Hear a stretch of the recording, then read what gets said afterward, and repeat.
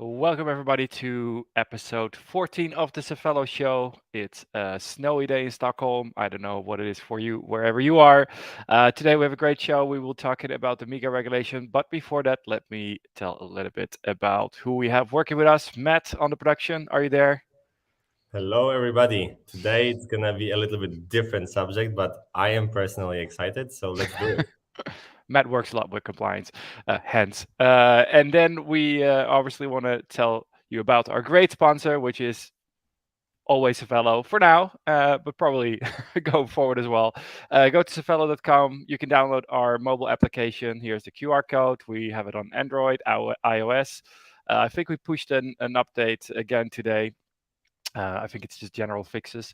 You can then scroll down if you're on safello.com. Join some of our channels. We have the Discord channel primarily where we talk with users, their support, a way to get support as well. We talk about the market, people talk about our share. Worth joining us there for the debates. Maybe if you have more questions about a MiCA regulation after this, you can ask them there as well. Then if you are interested in Safello as a shareholder or becoming a shareholder, then you can find all the information on our investor pages. And it's worth noting that we have a quarterly report coming up on the 16th of February. So that will be the latest market data that you can look at then. That's it for now. So Safello.com, Safello on the App Store, and the Google Play Store. And with that, I think we can move forward with introducing one of our own, Michal Gromek. We call him the Batman of compliance. Welcome to the Safello show. Hey. Yes. Thank you, Frank. It's always a pleasure to have to speak about regulation and compliance. So thank you so much for having me.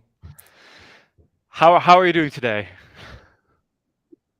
I think dynamic is a good answer. So I think we will be speaking about what's going on, and then based on that, everybody will see why it's a very kind of an interesting time period for all of us, right, in the industry, to see finally things moving ahead that we waited for whatever years now. So maybe we can start at your role at Safello and and talk a little bit about the history of maybe the regulatory landscape of the crypto regulation in Europe, which will then lead into the MiCA regulation that is upcoming. Cool, my pleasure. So I'm the Chief Compliance Officer, and I joined Safello. I think now it's around 5 years. I counted. It's quite long. So since then, we have been exploring and working with different regulatory frameworks to make them more coherent and trying to clarify them. And this has taken us a very long time period. But now, finally, with MiCA, as well as with the travel rule, we see things coming up.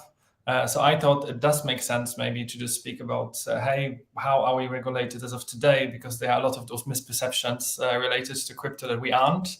And then I can say what are the key challenges and maybe do some kind of analogies, and we can take it from there. All right. So how has the regulatory landscape evolved, and where are we today? I think it feels like a marathon, right? But we are on a kilometer like 38, maybe 40 of us, everybody being quite exhausted, and us seeing finally like the finish line.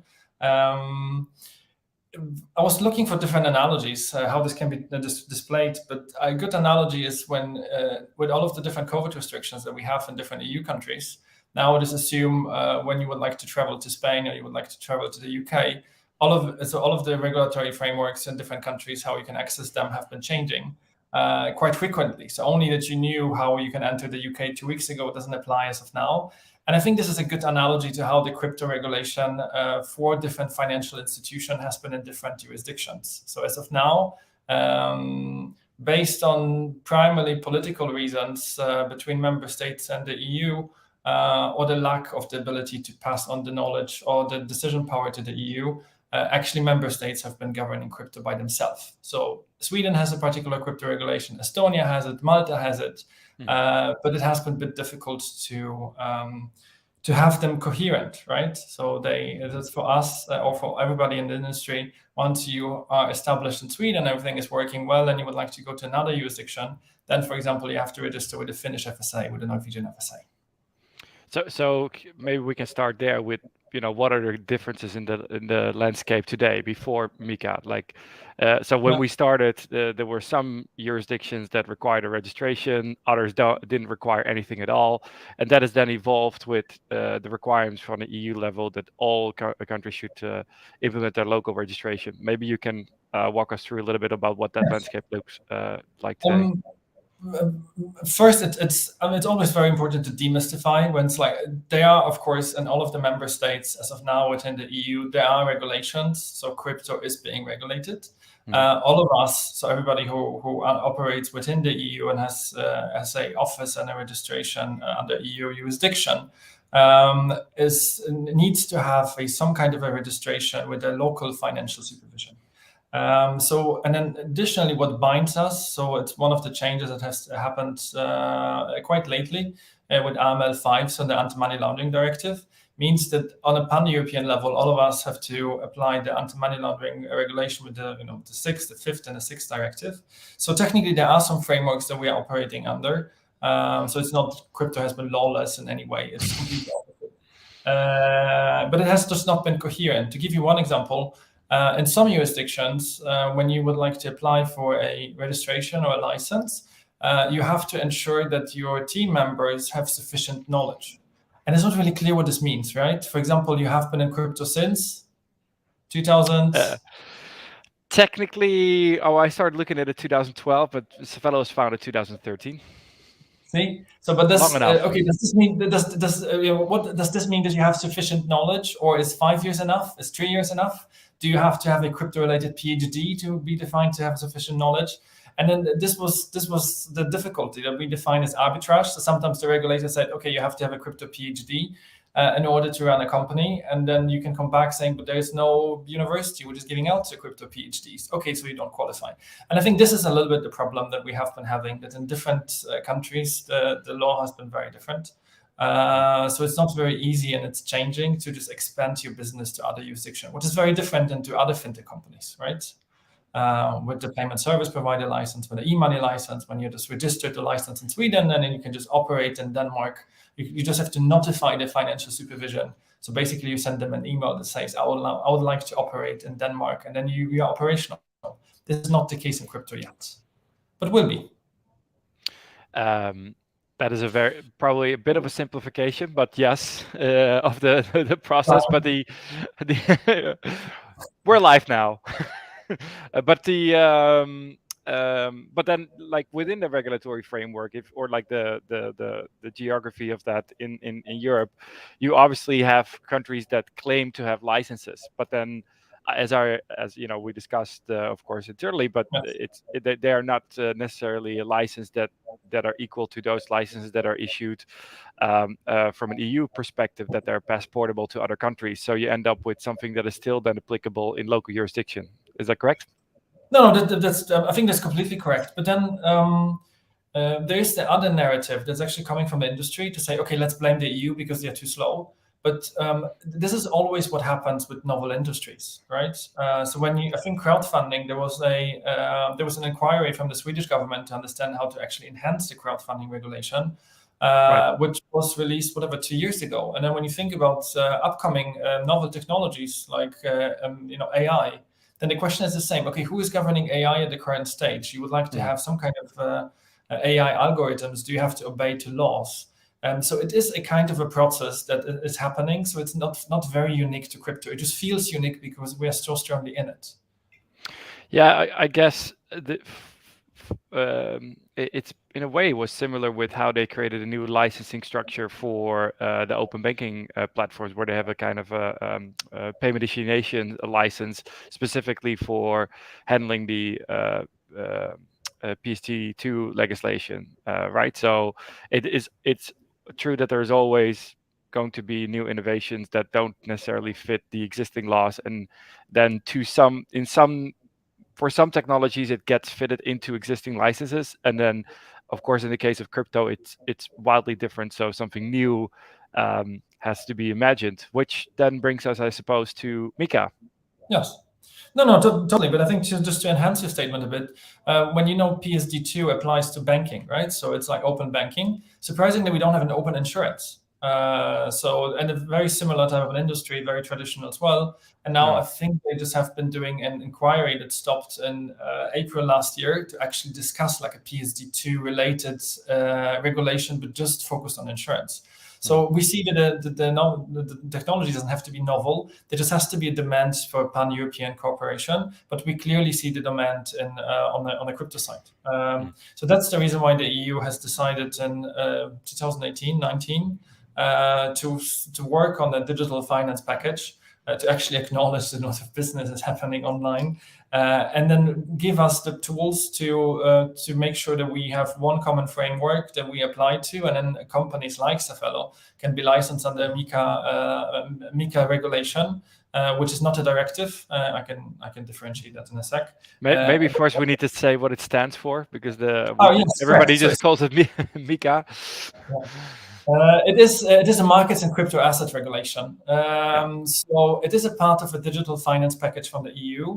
When the EU decided to lift the responsibility from the member states, like Sweden, Germany, Austria, which for now have been governing crypto regulation, and made the decision to have a pan-European framework, so to have one common standard that we are all bound by. So first we had to figure out how to define crypto, what is included in it, what it isn't. It's a funny story in itself, what is now is not included. And then there was a discussion on the common framework, what companies have to obey to, what do they have to do. And after that, then of course this gives us a license that is allowing us to operate hopefully under the highest standards, not the lowest, because this has been the tricky aspect. When you say funny anecdote on what is, what isn't, can you go into that, on what that means, or is there something?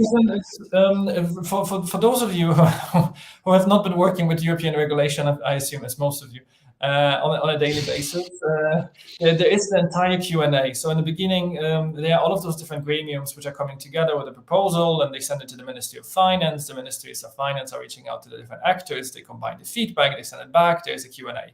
And then as the Commission came with the proposal for MiCA by 2020, there were a lot of things which are 2 years in crypto time is like forever. So for example, NFT is not included within MiCA.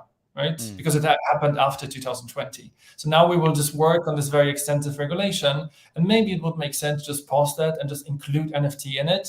But then there are all of those discussions, just make sure that it's like 5th or 6th AML directive, just let this release and then work on another one, which is then potentially including NFTs. But then this means NFT regulation upon European level can be miles away, right? Right. So and then we're not talking about DAOs yet, and for instance, so and then we have token issuance, ICOs. You have always these new waves of innovation that then will probably be carried into supplements to the main MiCA regulation going forward, as you suggest, like with the AML directive, that it just keeps evolving. And maybe then we could touch upon what is in the MiCA regulation versus what's not in there. NFTs that are clearly not explicitly defined. The most important for us is that there is a definition of a virtual asset service provider. So like crypto brokers like Safello, then it's clear defined what crypto brokers are, what they are not. There is a definition of what does it mean to store crypto assets. There is a definition, exactly as you said, on stable coins. So who can issue stable coins? How are they being defined? So I think these are like the biggest components of MiCA. And then what are then the different frameworks? Just assume that you would like to create a new crypto company is issuing stable coins. Okay, what is then the capital requirement that you have to bring? What is then the experience from the management team members that they have to bring to the table, as well as how long does it take you to apply to the process? And it's a long document, right? So it says how you can object in case you have been declined, how much you have to pay in to register, how expensive the license should be. Who is covering actually the cost for the application? Because then is the Swedish FSA paying for the applications? Is ESMA paying for the applications? ABA? So everything has been covered so far in MiCA, and it's quite clear. For those of you who are not familiar, there's a difference between a directive and a regulation. For example, it's an anti-money laundering directive, right? So this means that the directives are being issued to the country. A good analogy is like the EU is telling Sweden to clean up the windows in 2 years from now, but it doesn't tell really Sweden how the windows are supposed to be cleaned. And in 2 years from now, the EU can check if the directive has been clearly implemented, if windows are clean. And regulation, and MiCA will be a regulation, or the general data protection regulation. It's a regulation. This means it directly applies to all of us in companies. And it exactly has to say how windows are supposed to be cleaned by when, and which type of chemicals you can use in the cut. So going into the time frame, maybe Matt, you can pull up the council decision of the European Council, which actually is leading to now the certainty around MiCA coming into effect. So I believe this is as Council reaches agreement on MiCA and DORA. So this was on the 24th of November 2021. Yes. So what does it mean from a timeline perspective? And actually, my undergrad studies were in European economics. So I think this has defended me throughout a long time period within Safello to understand all of the relationship between the different authorities here. So then the EU Commission came back, so has proposed MiCA. I think this was in 2020, and then the European Council. There are actually two European Council to confuse everyone. One which is more working on a regulation, and the European Council which is a association where all of the heads of state that are actually making a decision are agreeing on something. So this is a European Council. So then after the EU Commission has proposed MiCA, we had a Q&A, as there have been particular changes in it. Now the European Council has accepted it in November, as you said, 22nd or 24th. 24th. The next step is by the European Parliament to approve it, and then it will be 18 months from now. So 18 months from the time period when it has been approved, for it potentially to kick in as a regulation on the European level. So it's assuming it's Q1 2022 plus 18 months. So we are like in Q2, Q3 2023 potentially, right? And what does that mean for those companies that, well, let's start with crypto companies. And it's interesting, you know, virtual asset service provider, you know, if you're working in the crypto space, you wouldn't necessarily call it that, but that's of course the legislative terminology for our business, VASPs. In their minds, maybe wasps, but it's VASPs. And so for companies like us that have maybe an existing registration that is already required in local jurisdiction, from there to then the adapting to the MiCA regulation, what would it entail? Yeah. Just I think a comment on the definition, right? Because then here, in order to confuse people even more, VASP is actually a definition that's being used by the Financial Action Task Force. So it's like the regulator of the regulator, like the regulators club on the international level. And then there is a crypto broker definition that for a long time period has not been matching the VASP definition on the FATF level, right? So on FATF level. So it was interesting that two different regulators have been calling and defining us differently. I think now this is finally a bit more aligned. Okay. But then this means that it depends, as there are different Safellos within Europe, and they have different registrations, right, or licenses. But maybe there are already companies which are a credit institution, or they have a credit institution license. This means that once MiCA kicks in, they automatically will be getting the MiCA license. For those companies which are already issuing stable tokens, then they have like an e-money license, then for this particular area, then the e-money license will automatically potentially be changed to a MiCA license. But for companies, for example, like for us in Sweden, even if we have, if we really would like to go extraordinary, we can't really be more compliant than we are as of today, right? So we have the registration with the Swedish Financial Supervision, and we cannot really apply for anything else. It wouldn't really give us anything. So for us, there will be a transition time period in which our registration will be valid, and then we will have to reapply or apply for the license within MiCA. I have asked when the Q&A with the Ministry of Finance if actually the registration will be valid. So it will be translated directly to the MiCA license. I have not received a reply yet. So maybe we'll get a positive reply, but I think rather the law will say that we have to apply for, so resubmit our documents basically, right? Can we speculate on, like, so it's interesting you started this conversation as well, stating like, hey, you don't have any misconceptions, there is actually a regulatory framework by which companies like ourselves obviously need to be registered with SFSA, and you need to abide by the AML directive. So the notion that it's completely unregulated is not true. At the same time, when we're talking about the 6,008 banks that are there in Europe, do you foresee, if we were putting on our speculative hats, that can change the attitude from the existing financial sector towards cryptocurrencies when there is a clear licensing structure in place? Totally. So I think already now there is, you can see that there is a growing demand, and there are a lot of international players that are looking at Europe as well. So just looking from an external perspective, because historically it was impossible to establish like an office within the EU, because then you had to have all of those offices in all of those different countries. It was nearly impossible to facilitate and get for primarily smaller companies in our space, right? But now, once there will be a bigger clarification on the legislation, banks are always about lowering the risk, and it's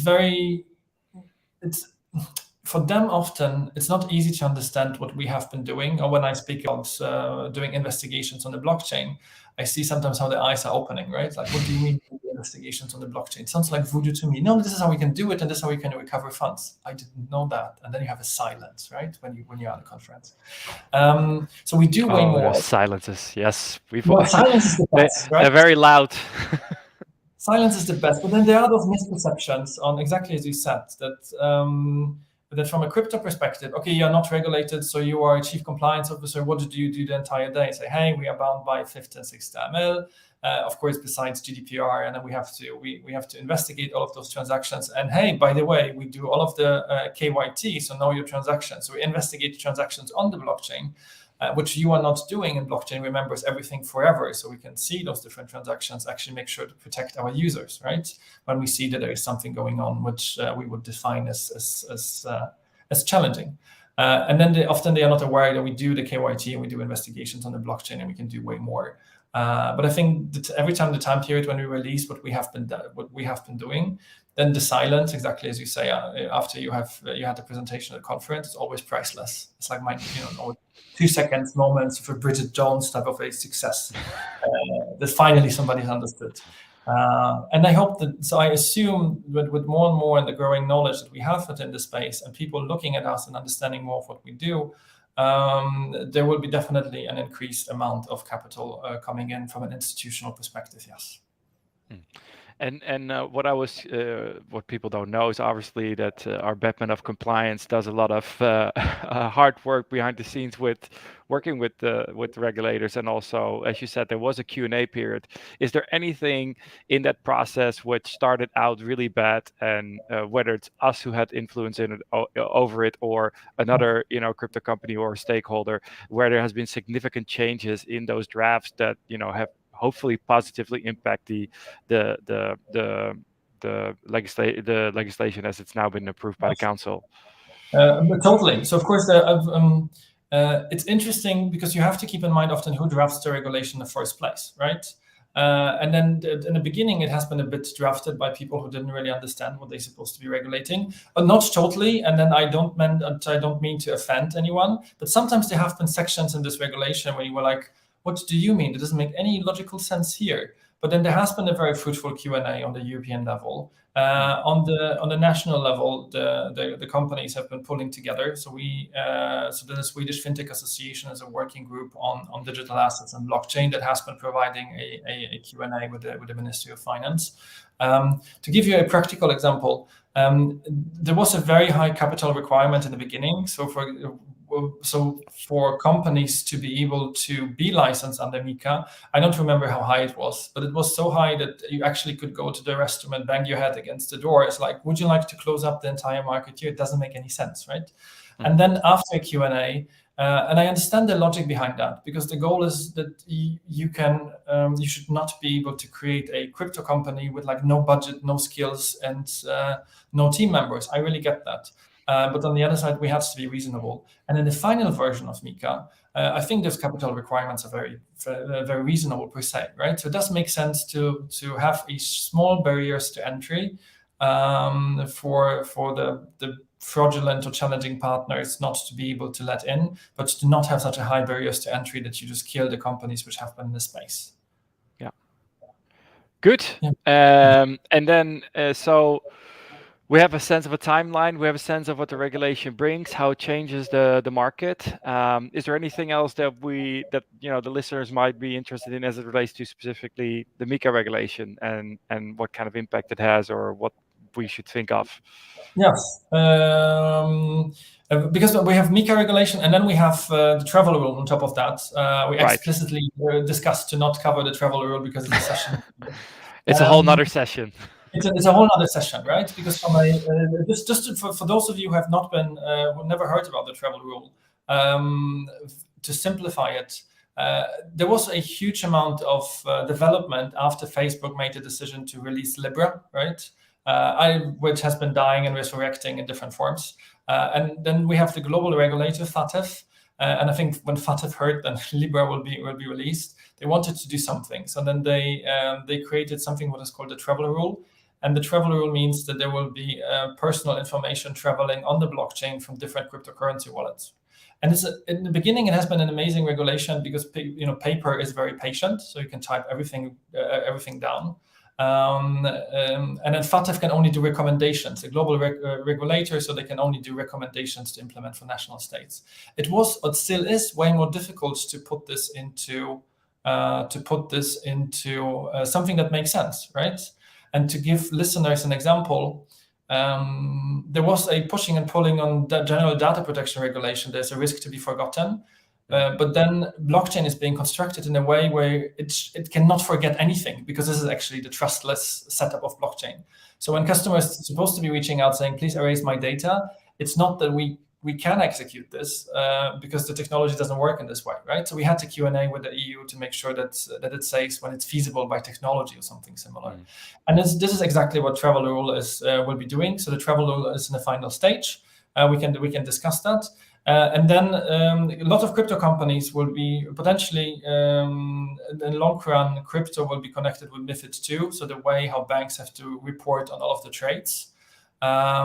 And we know by the fines that are being issued by the Ministry of by the financial supervision to the banks, that usually they fail at that, so they're not very successful. So it's interesting how this huge law on reporting will be trimmed down for smaller companies.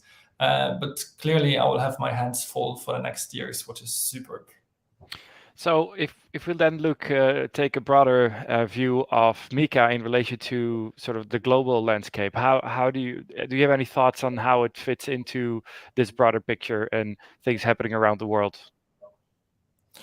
Travel rule, correct. I think travel rule is already a good example because it has been implemented by some jurisdictions. I think US, Japan, South Korea has already implemented it. The EU has not.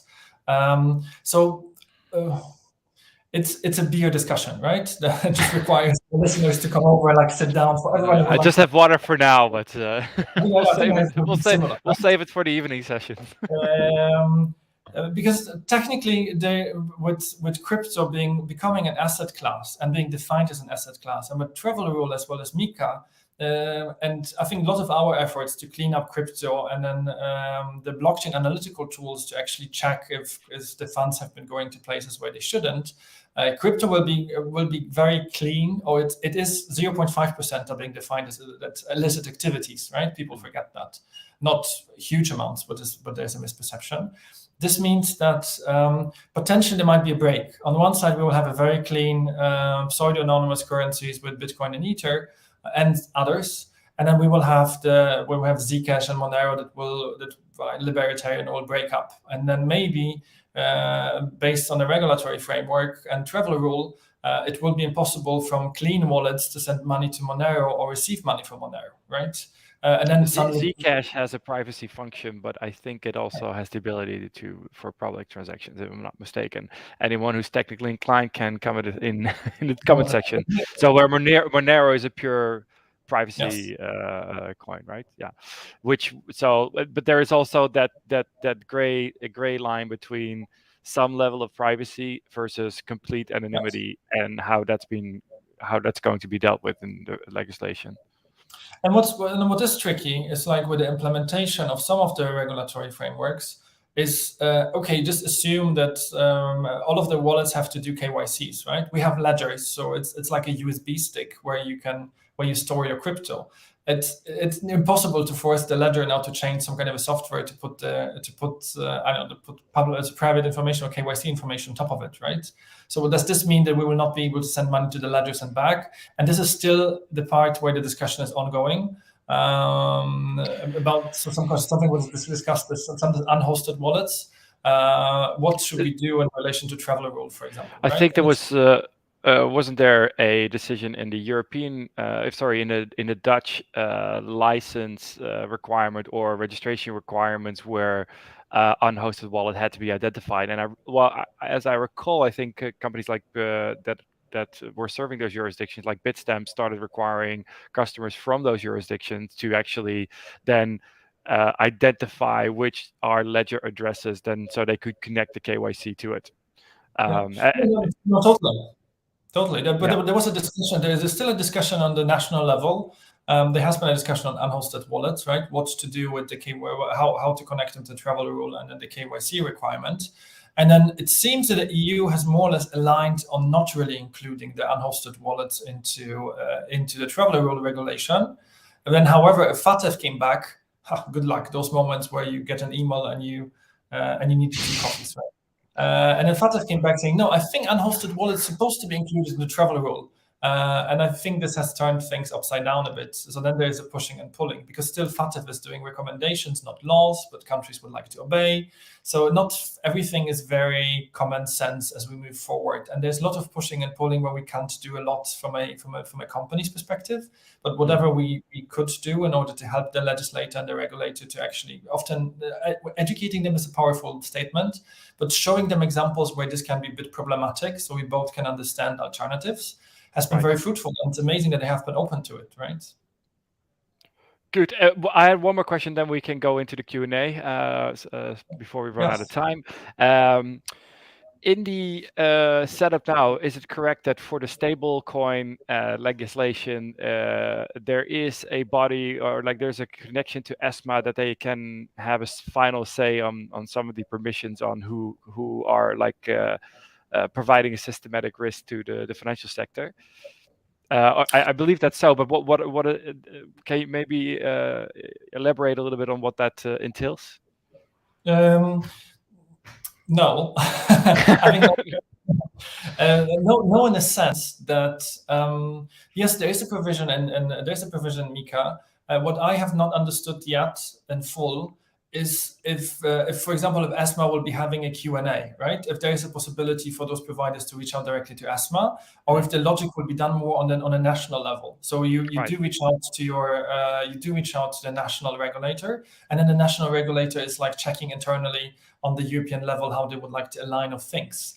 And then the key problem is that within the EU, for example, you have to be able to speak in all of the different languages of the member states, right? And Catalan as well. How's your Catalan? Perfect. Definitely amazing. But just imagine I will be sending a request in Catalan to the Swedish Financial Supervision, right? Of course, I oversimplify this. But then this is quite problematic. So maybe it makes sense from a practical perspective still to have the national legislators there.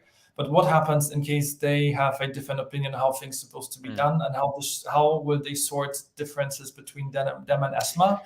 I don't know this in full, right? I assume that there will be clarity in the same way like we have clarity on the PSP license. So for a long time period, it was assumed that this and that can be included in PSP license. And then the European Bank, so the EBA came back and said, no, in the Q&A, this is how it's intended. And it was clear. I assumed that this would be something like that. So there might be a Q&A like a FAQ nearly, when there would be clarification provided to very specific questions. So that's the interesting part of the nuance of the implementation and the interpretation of that regulations, and how it's actually in practice going to be applied, and how some of these different interpretations on national level might still play out. But at least it's to end on a positive, and I think we can go to the Q&A because that's the first question. We can pull it up. I think Asher stelt it. Yeah. So, what are your thoughts generally with the regulatory climate in Sweden, in the AEU? And then maybe the second question that you can pull up as well, which is then, like, are we headed in the right direction? Does it seem like the regulators are coming around? So, one, from my perspective, obviously, and I guess that you agree, this is generally a very positive movement, or like a regulation that actually helps move the crypto market ahead. Michal. No, absolutely.